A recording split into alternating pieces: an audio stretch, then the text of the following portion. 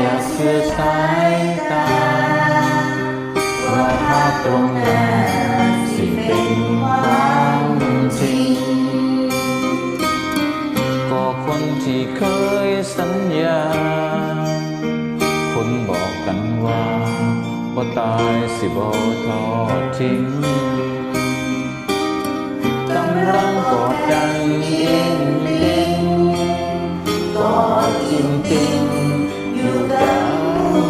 อื่นก็ยกให้เพิ่นเบินใจเมื่อคราวเพียงไกลร่วมใช้วันคืนสิหยุดที่กันและกันนักร่วมฝ่าฟันอยากสิสอยกันปืน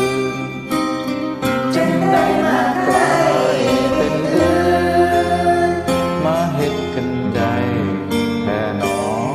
ใจคน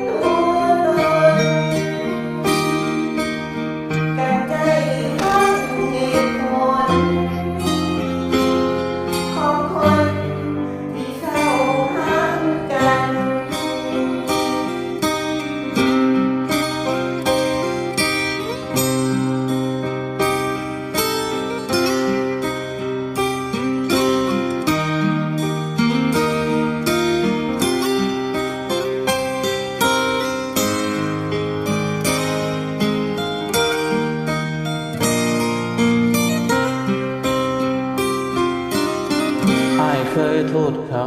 เบิดแฮว่าเขามาแย่งว่าเขาเป็นมาแต่เมื่อได้เห็นตั้งตาจังได้รู้ว่าอาย